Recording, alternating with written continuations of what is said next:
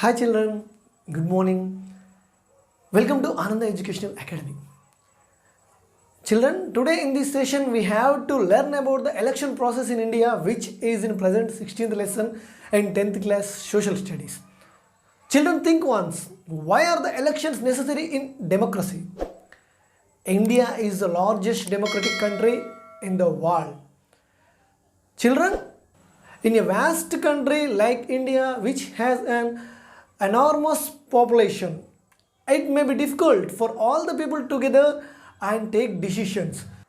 So the need for elections arise. Since independence, a strong basis for democratic values was laid by the elections. In this class, we would learn about the step up and mechanism to the conduct elections, what powers that step has, what measures it takes from time to time. We even analyze the democratic, smooth and fair manner in which the elections are conducted. We assess the role of the election commission in conducting the elections and discuss the reforms that are suitable to the present day situations to improve the prestige of democracy. The Election Commission of India conducts elections in our country. It forms a code of conduct to the political parties. It declares the result of the elections and submit to the central and state government. Children, do you know? By the completion of 60 years on 25th January 2010, the Election Commission of India celebrated Diamond Jubilee and announced 25th January 2011 as the first Voters' Day. Children, now it is a time to know about Election Commission duties in our country. The Election Commission of India came into the existence on 25th January 1950. This is an autonomous constitutional body. With its authority, it prepares elections, roll and conduct elections to Lok Sabha, Rajya Sabha, state legislative bodies, the president and the vice president. In India, it is very difficult to conduct elections because of the huge population. During the British rule, only 14% of the population had right to vote in elections. By this, it becomes easy to form the government. At the time of the first general elections in 1952, there were 17.32 crore voters. At the present, the number of the voters is above 67 crores. For such a country, the Election Commission conducts elections with the help of the about 45 lakh staffs. Children, do you know the Central Election Commission had no separate staff to conduct the elections as per the Article 324/6 of the Constitutional, with the permission of the President of India and the governors of the state, utilize the services of central and state government employees. During such times, the Election Commission has a complete control over the government departments. Without prior permission of the Central Election Commission, no major decisions can be taken. It is a time to know about the Chief Election Commissioner. The Chief Election Commissioner is the head of the Election Commission of India. The constitutional guarantees contain the powers to the Chief Election Commissioner to conduct elections for the central and state legislative in a smooth and fair manner. Usually, he or she from Indian Civil Services. His or her term is 6 years or up to 65 years of age, whichever is earlier. Children, do you know who is our present Chief Election Commissioner? He is none other than Sri Shushi Chandra IAS. He is our 24th Chief Election Commissioner. Children, earlier the Election Commission of the India had only one election commissioner. A 3-member commission has come into existence from 1993 with one Chief Election Commissioner and 2 election commissioners. And present 2 election commissioners are Sri Rajiv Kumar IAS and Sri Anup Chandra Pandey. Children, there is no difference among the Chief Election Commissioner and the other election commissioners as to their salary, privileges, designations and power and concerned. Usually the decisions taken unanimously are is taken by the majority vote. In India political system, the electoral commissioner has been playing important role after T.N. Session, his period 1990 to 1996, assumed the office. The election commissioner earned a considerable popularity. He took much initiation for the eradication of corruptions in election of India. There was a national-wise recognition to the powers of election commissions. Children, let us see the recommendations of T.N. Seshu. He recommended 14 days time limit for the campaigning after the date of withdrawal of nominations, and one candidate should not contest from the more than 2 constitutions at a time. If any candidate is punished for 2 years, he or she is banned from contesting elections for the next 6 years. If the contesting candidate expires, the election shall be postponed but not to be abolished. After the complete of the campaign time, sale of liquor shall be banned for 48 hours. Children, now we need to know about functions of the election commissioner. Children, now we need to know about the functions of the election commission. Article 324 to 329, part 15 of the constitution states the formation, powers and the functions of election commission. The constitution gives some powers to the election commission to conduct elections. The functions are classified as number 1 administrative functions, number 2 advisory functions, and number 3 quasi judicial functions. Under these functions, the election commission prepare elections rolls, revise them into the due to time, demarcation of the constitutions and their territorial limits as per the declaration commission. It announced the schedule of elections and receive nominations, scrutinies, finalize the polling dates, give the recognition to the political parties and allot the symbols to them. It frames and implements the code of the conduct to be followed by the parties during the elections. It appoints the inquiry officers to observe the election malpractices. It advised the president and the governors of state regarding the disqualification of the representatives to the parliament and the state legislatives. It solves the disputes between the parties. At this time, it acts like quasi-judicial authority. As per the guidelines issued by the Election Commission of India, all the people who attain the age of 18 years on or before the 1st January in the year of elections, irrespective of caste, creed, religion, gender, language, etc., shall be registered as the voter. The right to vote without any discrimination is called universal adult franchise. The body of voters is called as an electorate. Now, children, now we need to know about political parties in elections. A political party is formed when it has a written code of conduct and registered as the election commission.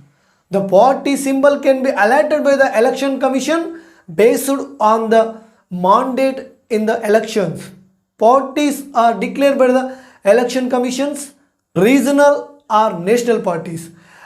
In a state, if a party wins 3% of valid votes or 3 assembly seats, it is declared as the regional party. If a party is recognized in 4 states with 6% of valid votes or 11 Lok Sabha MP seats from the 4 different states, it is called a national party. Children, it's a time to know about the election, the code of conduct. The Election Commission announced the schedule of the elections. Since then, the model code of conduct comes into the effect according to the all the people and the candidates. Contesting the elections shall aided by the rules and regulations of the election commissions. Violence of these rules and regulations is treated as malpractices for which disciplinary action shall be initiated. Let us know about the key points of the code of conduct. The contesting candidates and the political parties shall not make any statement pertaining to caste, creed, religion, or regional while criticize other parties. No personal comments shall be made that are not relevant to the political life. No political announcements targeting a caste or religion should be made. In places such as church, masjid, temples, other holy places, educational institutions, no candidate should campaigning. No candidate shall influence the voters either by giving cash or any articles. No voter shall be used to cast his or her vote in others' identity. No campaigning within 100 meters on the day of the polling. There should be no campaigning after or before the permitted hours. No political party shall either get voters to be polling station or drop the voters from the polling station. Everyone has the right to lead a peaceful life, taking out rallies in residential areas and picketing is against the rules. Hosting party flags and tying banners and writing on the walls, pasting posters on the houses are not allowed without permission. The political parties shall obtain the prior permission from the local police to conduct public gathering.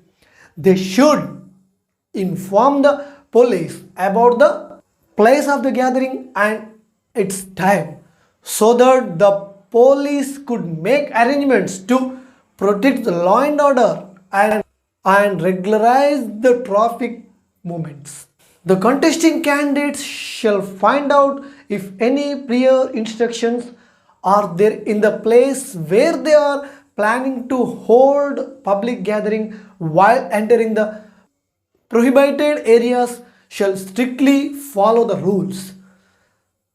They must take prior permission to use loudspeakers. If anyone obstruct to the conduct of the public gathering, they shall not directly attack, instead inform the police. Children, now let us know about on the day of polling situations.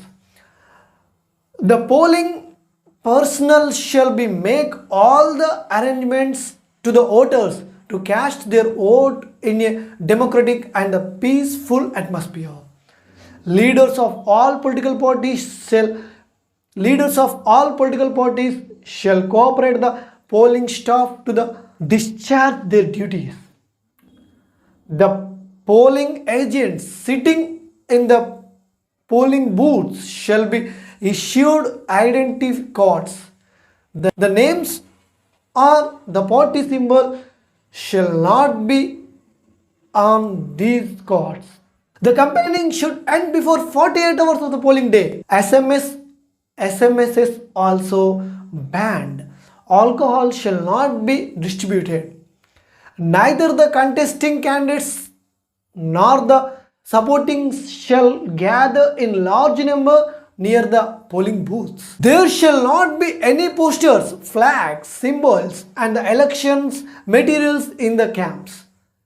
Any kind of food shall not be kept in the camps. Children, do you know some of the court judgment affected on elections also? See, what are they? In 2013, in the case of the Dr. Subramanya Swamy, the Supreme Court stated that the voting machines shall allow the voters to verify that their vote was cast correctly. The voter verified paper audit trail VVPAT shall enable the notes to get their feedback to whom he or she has cast vote. In 2013, in the case of People's Union of Civil Liberty of the Supreme Court states that the voter shall liberty to the cast his or her vote against all the contestant candidates. To implement this judgment, the Election Commissioner of India inserted nota. In 2013, in the case of People Union of Civil Liberty, the Supreme Court stated that the contesting candidates, either Parliament as to the state legislative bodies, shall compulsory declare the details regarding his or her crime record, spouse, children's assets, liabilities, and educational qualifications. Children, now we need to know about the ruling party at the time of elections. That means how the ruling party behave in the election moments. There is a chance to the ruling party to influence the voters by the misusing the powers. In order to check this, the Election Commission has laid down some rules and regulations. They are: the ruling party leaders shall not misuse the powers. They should not use bureaucracy for party related works. Their official visits and the party related visits shall not be mingled. They should not use government vehicles for the campaigning. If more than 3 security vehicles are used in campaigning, it should be shown in the poll expenditures. The moment the election schedule is issued, the election expenditures will come into force. The public properties like government buildings, office places shall not be used for campaigning by any parties. No advertisements of the government schemes should be given either in print media or electronic media. Before giving the announcement on TV, the political parties shall obtain permission of Election Commission. After the Election Commission is issued, the ruling government shall not release any grants, make payments, issue new schemes. They should not start any new projects or give any kind of promise. Now we discuss about conduct of election at various levels. The chief electoral officer or the state level assists the Election Commission of India. He or she is appointed by the Election Commission of the government after consulting the state government concerned. This post does not have any constitutional status. Generally, the senior most IAS officer shall be appointed. The election to the parliament and the state legislative in the state are held during his or her monitoring. At the district level, the district collector acts as the chief election officer. Children, do you know who is our state chief election commission? Do you know who is our state chief electoral officer? He is none other than Dr. Shashank Goyal IAS. To conduct and monitor elections is every constituency.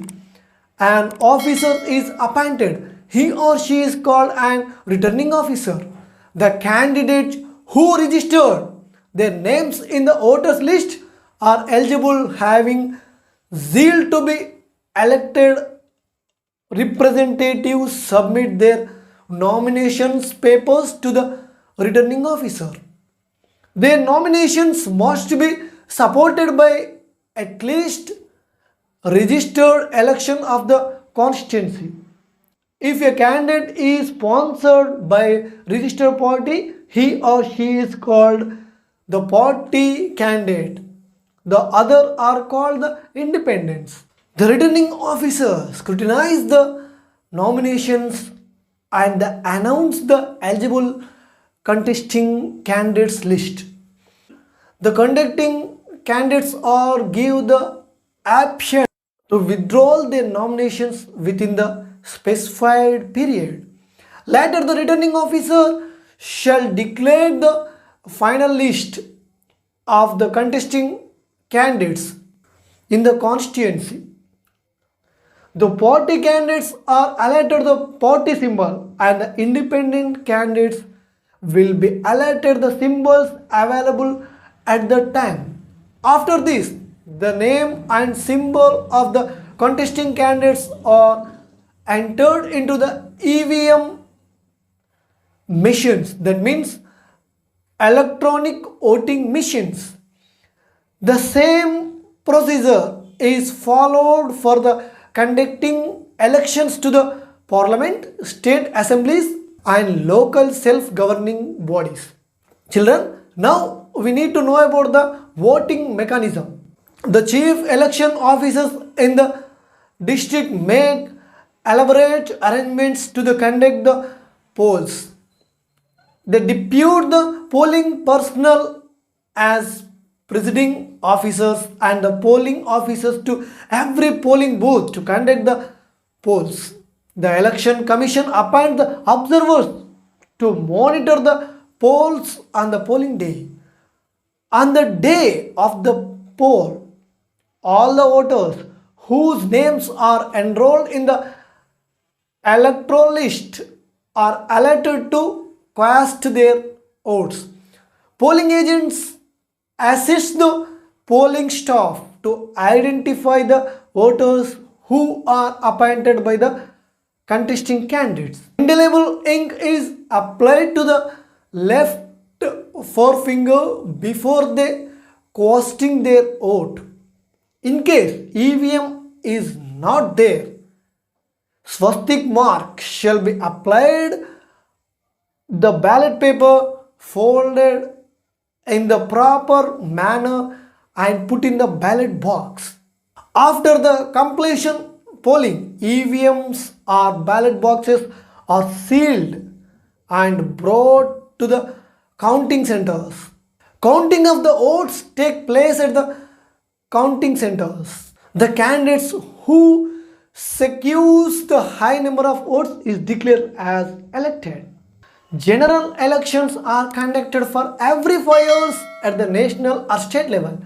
Before completion of 5 years terms, if the elections are held for either assembly or parliament are called midterm elections. The elections are conducted for one or more vacancies are termed as by-elections. Now we know about the nota.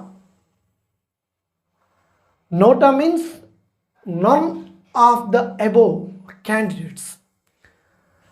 One of the basis of the judgment given by the Supreme Court in 2013 in the case of the People's Union of the Civil Liberties nota is introduced. The Supreme Court stated that the nota is a part of the freedom of expression. Nota was the first introduced as an option in the state assembly elections in Delhi, Mizoram, Rajasthan, Madhya Pradesh and Chhattisgarh in 2013. Nota is option only. It does not affect either the winning or the losing capability of the candidates. Even though The high number of the votes are polled for Nota. The candidates who secured second position would be declared win. India is the second most population country in the world. It is huge task to conduct elections in our country. Every political party promises to give good governance, social economical equality and the eradication of poverty. But the few corrupted politicians, those who have criminal background, adapted illegal practices to manage the voters. These parties are making fun of the democracy. Even though there are some problems in the democratic process. Many examples of sincere and dedicated politicians made our democracy proud. Dear students, this is about the election process in India. In next class, we discuss or we learn about another social lesson in 10th class. Thank you children. Bye.